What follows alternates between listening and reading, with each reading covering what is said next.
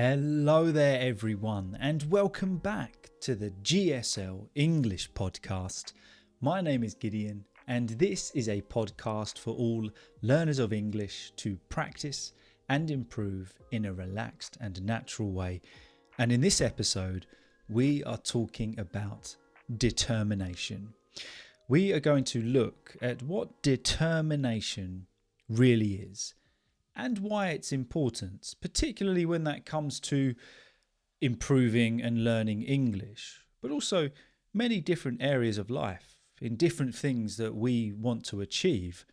Determination is really essential. So we're going to look into that by means of a truly inspiring real story. Okay, so the title of the story is The Farmer Who Outran the Impossible. And it is honestly an incredible story. So we're going to read through it together. We've got loads of vocabulary to go through. So you will definitely come away with some new words and expressions that you can start using. But the idea of this, going through this story, analysing it together, is to see how can we apply what we learn from what we're going to read to our process of learning English. And also, when it comes to our mindset, how do we mentally approach improvement? So as well as, of course, improving our English, reading skills, listening skills, and learning vocabulary and expressions, just going to look at, where our head is when it comes to learning and improving our English. So I'm looking forward to sharing this story with you. I think you're going to enjoy it. And if you are new here, please don't forget to subscribe, introduce yourself in the comment. Always love to meet new listeners and viewers. I love to know where you're doing so from. So yeah, if you can let me know your name, where you're listening or watching from, I always appreciate it.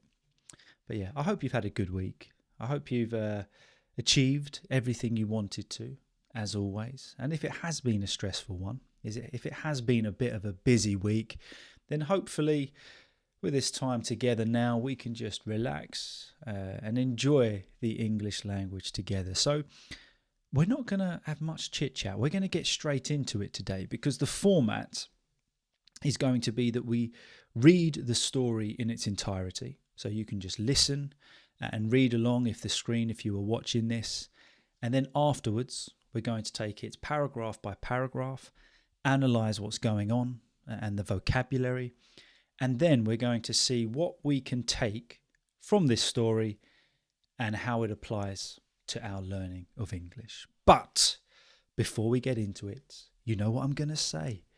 Grab a cup of tea, grab a cup of coffee, just relax and unwind if you are able to do so. As always, of course, I love the thought of you improving your English, but also it makes me happy to know that you use this opportunity or this podcast to just unwind, chill out and relax a little bit, which a few of you have said in comments and different messages recently. So that makes me really happy. So if you are able to do so, I recommend it. If you're here listening in England, grab a blanket, get on the sofa, make yourself a nice cup of hot chocolate, coffee, tea. Yeah.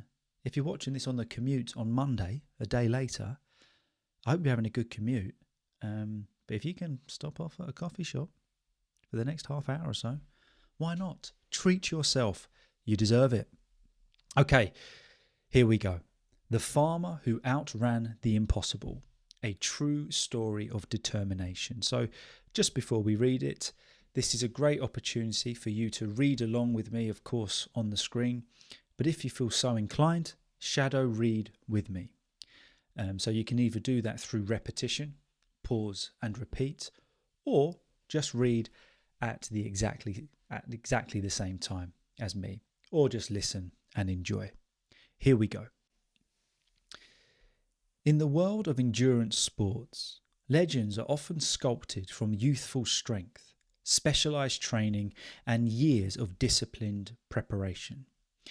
But in 1983, one quiet Australian potato farmer rewrote that definition entirely, armed with nothing but grit, humility and an unwavering belief in his own endurance. This is the remarkable story of Cliff Young, a man who showed the world that determination can triumph over expectation, expertise, and even age. The Sydney to Melbourne ultramarathon was known as one of the most grueling athletic challenges on earth. A punishing 544-mile, 875 kilometre run stretching across rugged Australian terrain. Only elite athletes, seasoned ultra runners with top-tier equipment dared to enter. So when 61-year-old Cliff Young showed up at the starting line, wearing thick work boots and loose overalls, spectators assumed he was lost. Reporters tried to clarify his presence.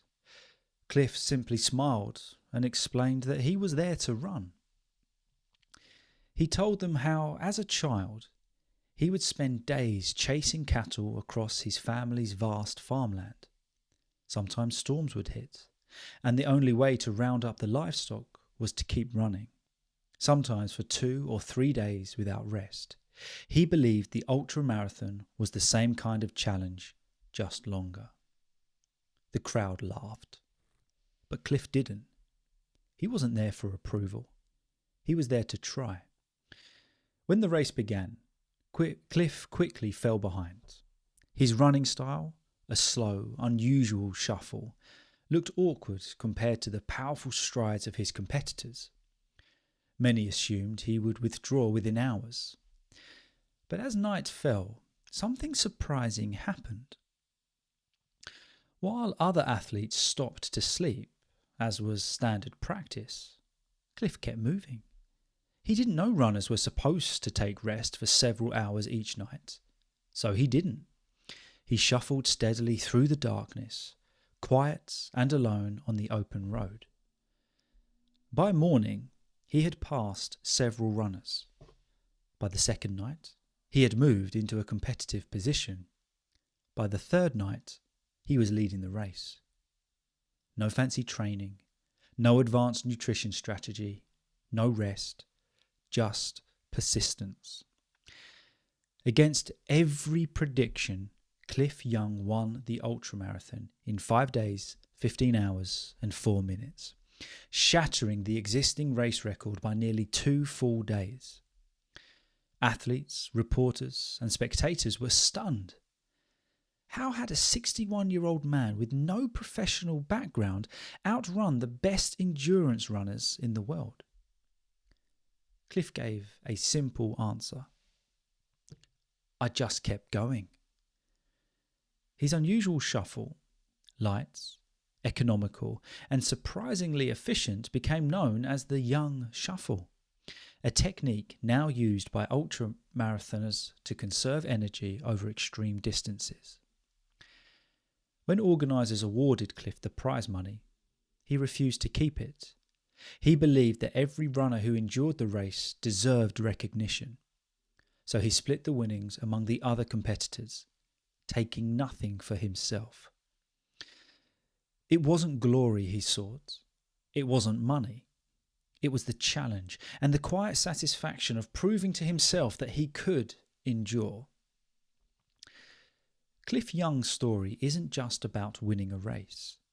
It's about defying expectations, about showing that determination doesn't always look impressive at first glance. Sometimes it looks like a pair of muddy boots, a slow shuffle, and a man who never learned the limits other people accepted. His legacy reminds us that you don't need the perfect circumstances to begin. You don't need to fit the mold to excel. You don't need to be the fastest, just the one who refuses to quit. Cliff Young didn't win because he was the strongest or the swiftest. He won because he believed in going forward when everyone else stopped. And sometimes that alone is enough to change the world. What an incredible story, don't you think? So as I say, we're going to break that down now. We're going to take it paragraph by paragraph. But at this point, before we analyse it, think to yourself, what stood out to you about Cliff's example? What stood out to you about human nature, perhaps about others judging him, about him not really caring, doing it for himself? Think to yourself at this point in English, what matters to you about this story? And just as a little apology, just in case you could hear it, my tummy was rumbling whilst I was reading that. I did just have a massive lunch, so maybe that's got something to do with it. I keep doing that, having a massive lunch before I start recording the podcast on a Friday, and it doesn't really help. But yeah, my tummy was going crazy. Or my belly, I should say. I'm an adult, not a tummy.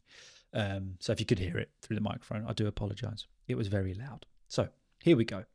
Let's break it down again. So it started off by talking about in the world of endurance sports. And when we talk about endurance, it's the ability to keep going for a long time. So applying that to endurance sports, we're talking about sports that go on for a long period of time, like a marathon, or in this case, an ultra marathon. Endurance is a great quality to have. So it talks about legends. They're often created from youthful strength, specialized training, and years of disciplined preparation. When we talk about being disciplined, we're talking about being controlled, following strict habits. Discipline is needed when it comes to learning anything, really, studying anything. If we want to progress, if we want to achieve, we have to be disciplined. That control, that self-discipline that says, I will stick to my routine and I won't stop. And for many athletes, particularly in this sphere that we're talking about, discipline is essential. And then it says that one Australian potato farmer rewrote the definition entirely, armed with nothing but grit. When we talk about somebody having grit, it's a courage, it's a boldness, it's an inner strength. It's not always pretty on the outside, it's not always great to look at, but inside, they've got grit. If someone's got grit, they're not going to give up easily. They've got that inner strength. As well as that, he had humility, the quality of being modest, not showing off, and it is not a weakness. To be humble, the quality of humility, is not a weakness. And it also said that he had unwavering belief in his own endurance. If we have unwavering belief in something, it's never going to weaken. It's steady. Nothing's going to shake it. So he had he had solid belief in his endurance. Remember that endurance, the ability to keep going. So this is the remarkable story of Cliff Young. When we talk about something being remarkable, it's very unusual in an impressive way. His determination to defeat, to overcome, to beat expectation, expertise, and even age. Great example, isn't it? So we started off with an unlikely competitor. So we're talking about the Sydney to Melbourne ultramarathon. I don't think I could run it. My goodness, 544 miles. And it talks about being one of the most grueling athletic challenges on earth. When it talks about it being grueling, it's ridiculously difficult, extremely difficult. It's exhausting. We're not just talking about a marathon. We're talking about an ultra marathon. I don't think I could run a half marathon, let alone an ultra marathon. 544 miles. It's punishing, very hard, demanding. If we go to the gym, we might perform a workout that is punishing on our body. It's demanding. It takes a lot of effort, and the next day we feel it. Across rugged terrain, rough, uneven terrain. So we get the idea here that this is not just an ultra marathon on pavements. This is an ultra marathon across different terrains, different surfaces. And generally speaking, it was for elite athletes, highly trained, well-equipped runners, elite, the best, the most skilled. This was an ultimate event for professional athletes. So when you got this 61-year-old Cliff Young, arrived wearing work boots. Imagine them being a bit worn, a bit dirty, baggy overalls. Many assumed he walked in without intending to. He was there by mistake. It was an accident, this Cliff Young shouldn't be there. So a journalist approached him and they said, "What are you doing here? You must be at the wrong place." So what did he do? He simply smiled and explained, "No, I'm here to run the race." So he gave his example, where of course he was raised on his childhood, the family farm, and he would spend days chasing cattle on foot. But when the storms hit, he sometimes ran continuously without stopping for 2 or 3 days because he had to round this cattle up. Lived on a farm, work on a farm is non-stop. So for him, he was thinking, well, this ultramarathon seems similar, just a little bit longer. But I think the sad thing here is that the crowds laughed kindly. Yeah, okay, Cliff, very funny. But what's interesting, Cliff didn't laugh with them. And he wasn't looking for attention. He just wanted the chance to try. And here we get a real insight, don't we, into Cliff's character. He wasn't doing this for attention, for fame, for, "Oh, look at me, look, I've turned up in work boots and overalls. Ha ha ha." No, this was just him being purely him and doing this for himself. So when the race first began, Cliff immediately fell behind. If we fall behind in something, we are slower than others. So he started this race, immediately fell to the back. And he had this running style which was different to usual. It was a slow, unusual shuffle. And when we talk about a shuffle, it's kind of a slow, sliding way of moving. I said it looked almost comical, funny, strange looking, because you're next to these powerful strides. A stride is a long step of younger athletes that had been training, full of muscle, So many said, "Oh, he's going to quit within hours. He can't keep going with that stride. He's going to give up. Not a chance." This wasn't the standard runner. It wasn't what everyone expected, was it? But as now it fell, so he starts the race doing his weird little Cliff Young shuffle. Something happened. The professional athletes stopped to sleep, but Cliff continued, and he didn't realise that resting 6 hours per night was standard. It's what you did as ultra-marathon runners. It's what everyone expected you to do. So he simply just didn't stop. He didn't know that was an option. What's interesting is by the next morning, he had passed or overtaken several runners. By the second night, he was in a strong position, so maybe in the top half of the table. And by the third night, he was leading the race. This man did not stop. And this wasn't because of any complex training. This wasn't because of any advanced gear that he had. Gear meaning equipment. No rest. This was simply because of his persistence. That continuing despite difficulty. So against every prediction, if we predict that something is going to happen, we say, "Oh, this is what's going to happen next." And the predictions were against Cliff, weren't they? It says that actually he won the ultramarathon. That is incredible. It says smashing the existing record by nearly 2 full days. If we smash something, we absolutely knock it out of the park. He smashed it. It's a great expression we used here. Perhaps you're at work and you've got a work colleague and they give a presentation. They do a really good job. They get down and you say, "Oh, you smashed it. Did a great job." Well, here he smashed the record, shattered them. So everyone there, the spectators, the reporters, and even the fellow runners, they were astonished. Unbelievably surprised.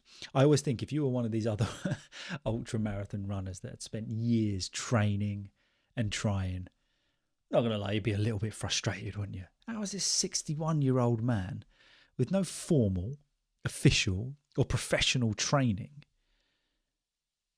outrun the world's best endurance athletes? You're going to be a little bit peeved, aren't you? And especially by his answer, I just kept going.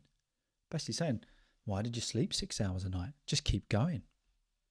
So he had this unusual technique, his way of doing something, and it later kind of became famous, and it was known as the young shuffle. And people even do it today. You sometimes see people speed walking in that weird way. It's the young shuffle. He's the guy that came up with it. And it's proved to be energy efficient. So it uses little energy, but gets you somewhere at a faster pace than just standard walking, and has actually now become popular among ultra marathoners worldwide. Isn't that interesting? Something that people at first judged, said, "Oh, what are you doing? Rubbish, stop it." Now they're doing it themselves. But this is the lovely bit. So the race officials, a race official is the people in charge of the event and the race. They said, "Here you go, Cliff, here's your prize money." But he politely refused, said no. He had this kind of thought process that, every runner deserved something. Isn't that incredible? Even after all of that judgment, he'd know that people were laughing. He would know that people were questioning what he's doing. But even after all of that, he still said, no, this should be divided, split evenly among the other competitors. And not only that, not only did he split the prize money amongst the other competitors, he kept nothing for himself. So he didn't take any of the money for himself. And he didn't care about fame or financial reward. He wasn't doing this for that. What he cared about was fairness. He cared about treating everyone equally because they all shared the struggle of the race. In essence, he didn't really care about winning. It's quite interesting, isn't it? As it goes on to say here, that this isn't about winning a race. Cliff didn't go thinking he was going to win the race. It just happened that way. So what can we learn from this? Well, it goes on to say that it shows that determination does not always look fast. It's not always powerful. It's not always outwardly visible. And in this case, it looks like an old pair of boots, a quiet shuffle, and a person who never accepted the limits others believed in.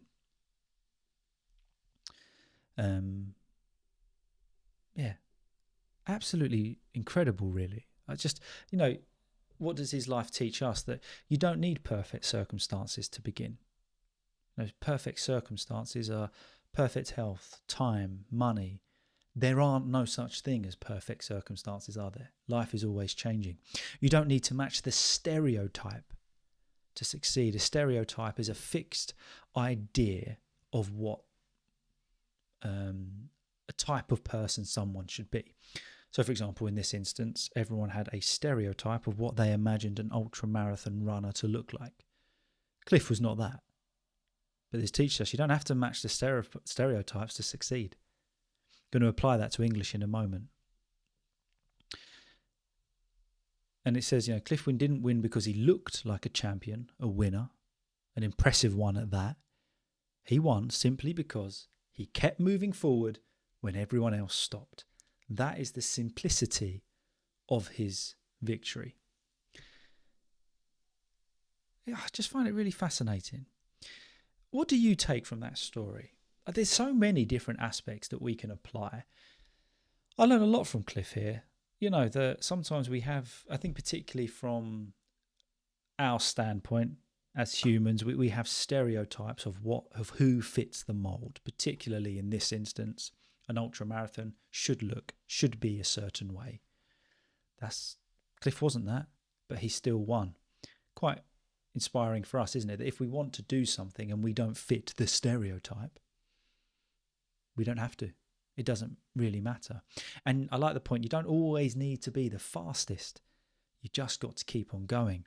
And that is where determination comes in. So how can we apply this to English? Why are we looking at this? Well, what I've done is, how many have I prepared? I can't remember.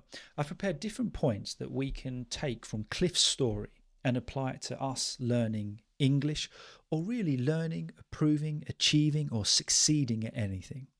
So the first point is to start even if you don't feel ready, like Cliff showing up in work boots. Cliff didn't look like a runner. He didn't have the right clothes or the perfect preparation, but he showed up anyway. And I would love to ask Cliff, did you have doubts beforehand? So before you turned up to the race, were you thinking to yourself, should I do this? Shouldn't I do this? You know what? I wonder if he had those thoughts. I kind of like to imagine that he did. He didn't look like a runner, didn't have all the gear, but he showed up anyway. So how can this apply to English? Well, you don't need perfect grammar, a big vocabulary. You don't need fancy textbooks to get started. Start speaking, start reading, start practicing, even if it feels messy or you don't feel like you fit the mold. You don't have to be perfect to begin. You just have to begin. Cliff would not have run that race if he hadn't showed up anyway. Now, of course, if you're listening to this podcast, your English is at more of an advanced level. Well, what's the next step for you? Show up. Begin it. Start it, even if you don't feel ready. Why not? What do you have to lose? Second lesson we can learn from Cliff is go at your own pace. We think of Cliff's slow shuffle. Cliff's running style looked very strange, and it was strange. It was slow. It was unusual, but all that mattered is that it worked for him, didn't it? This running style worked for Cliff. So for English learners, your progress may be slower, or the way you, the pace at which you approach learning English, it may be different from others, but that is okay. Set your own pace. Go at your own pace as long as it is working. Of course, if it's not working, if it's too slow, we need to adjust it. If it's too fast, we need to adjust it. For example, learning 5 words a day. It doesn't matter if someone else is learning 10 words a day. You're learning 5 words, and that's what works for you. Reading 1 paragraph instead of 1 chapter. If someone else says, I read a chapter, but you enjoyed reading your paragraph, that's all that matters. Speak for 2 minutes, not 20. If someone says, I spoke for 20 minutes in English and you only spoke for 2, that's fine. That's your pace. This is your process for learning English. Your own rhythm is enough. Just keep moving. Don't be ashamed of your pace if it's working, just like Cliff. Thirdly, keep going when others stop, like Cliff running through the nights. All the other runners stopped to sleep because that's what athletes did. Everyone said, you got to sleep, so they stopped. Cliff didn't know that. He kept running. So for English learners, many people stop studying really when they get busy, when they get tired, when they get discouraged, or they can't study as much as they used to. And perhaps that's you now. Maybe you think, when I was younger, I studied English so much.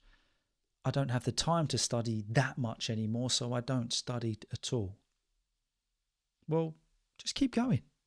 If you continue, just a little each day, you will move ahead. 10 minutes of English on difficult days where you just don't want it. Listen while you cook. Review vocabulary on the bus. Consistency beats intensity. And if we go back to Cliff's example, at the beginning he fell behind. He wasn't as intense as the other runners. But what kept him going? What helped him win the race? That just consistent pace that worked for him. A little bit every day is more powerful than a lot all at once in a while. Fourth point, don't worry about what others think. This is so important when learning English. Like Cliff, ignore the laughter. People laughed at Cliff when he turned up. They didn't believe him. But he didn't let that stop him. He goes, yeah, you're laughing at me. That's okay. So if we're learning English or speaking a second language, we might worry about sounding funny, making mistakes, being judged, or speaking with an accent. Well, don't worry about what others think. Cliff didn't. And I know this is a big thing that a lot of people try to say, I've still got a bit of an accent. And that worries a lot. Ask yourself, if that is you, is it that much of a bigger deal? Do you really, honestly want to lose that part of your identity? So, for example, if you are French, Italian, German, Spanish, Japanese, and you speak English with that accent, that's part of who you are. Do you really want to lose that? Maybe you do, then go for it. But it shows a bit of your personality, your identity, who you are, and as long as you can communicate freely, That's great. Of course, there is a big difference between pronunciation and accent. We always keep on working on pronunciation and accent reduction, maybe. We don't want to lose it. And with mistakes, it's proof you're learning. Cliff ignored the crowd. We can ignore the fear. Focus on improvement, not on judgment, what everyone else thinks. Use your life experiences as strength. Like Cliff, we think about using his farm work. Cliff wasn't a trained runner, but he used his experience chasing cattle to succeed. He relied on that experience. What experience do you have? Use your background, use what you've already got, the foundation that you have built throughout life to help you better your English. If you love music, if you're a musician, learn English with songs. If you love games, video games, board games, play them in English. If you love writing, if you love reading, keep a journal. Start writing. If you love stories, read short stories, write a short story. Your interests are your superpower when it comes to learning English. Use what you already know, your life experience.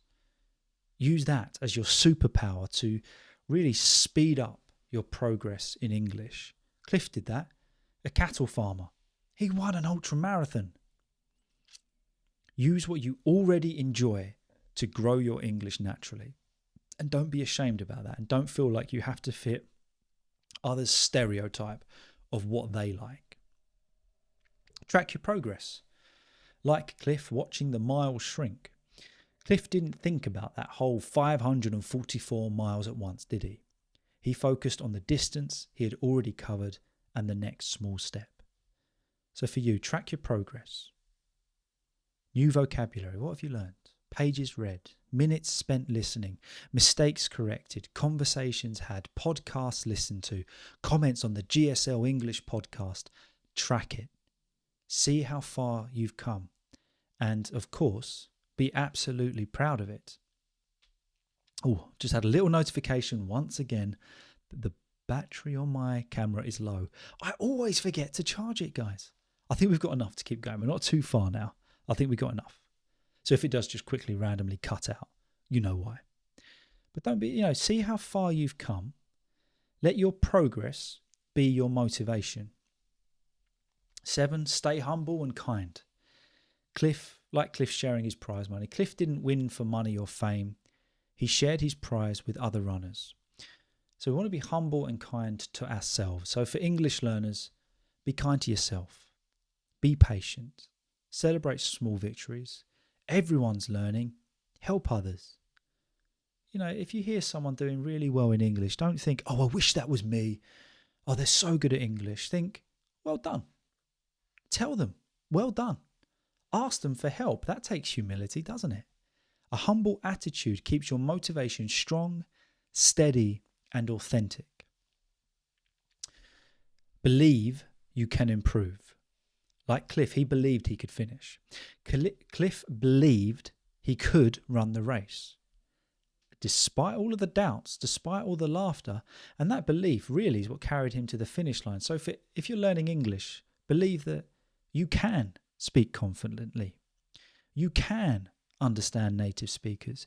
You can become fluent with practice. That mindset, that positive mindset of I can, is essential to progress. Belief is that engine of determination. Yeah? Keep going. So finally, become the Cliff Young of English learning. Learning English is like an ultramarathon, let's be honest. It's long. It's challenging. It requires steady progress. It rewards those who keep going. So we can be like Cliff. Start anyway. Move at your own pace. Don't quit. Keep going, even when it's hard, and let your determination carry you farther than you expected. Determination really is essential when it comes to learning English, to improving anything, to being who we want to be, to achieving what we want to achieve. If we're not determined, we're not going to get there. But sometimes we've got to think, what is my determination? What's your determination with English? Is it to speak more fluently? Is it to improve your vocabulary? Is it to improve your listening skills, your reading, to write, to get a job in English? Set your determination and just keep going. Keep going. And the thing that really stands out to me with Cliff is that he just didn't stop, did he? He was just consistent, didn't really focus too much on what was going around him. He just ran his own race and just kept that belief that he could most definitely do it. So I wanted to share that story with you. I thought it was just a really encouraging one. I liked it. It made me think about a few things. Being positive, believing in yourself, I guess. So yeah, very good. As always, thank you so much for watching. If you did get to this point in the podcast, please write determination in the comments. Please, please, please give it a like. It really does help me out. When you like, when you subscribe, when you interact with these episodes in any way, it really helps me to keep going and hopefully just create better content for you in the future. So thank you so much for watching. As always, you're all legends, you're all amazing, and I'll see you all next week. Have a good one, guys.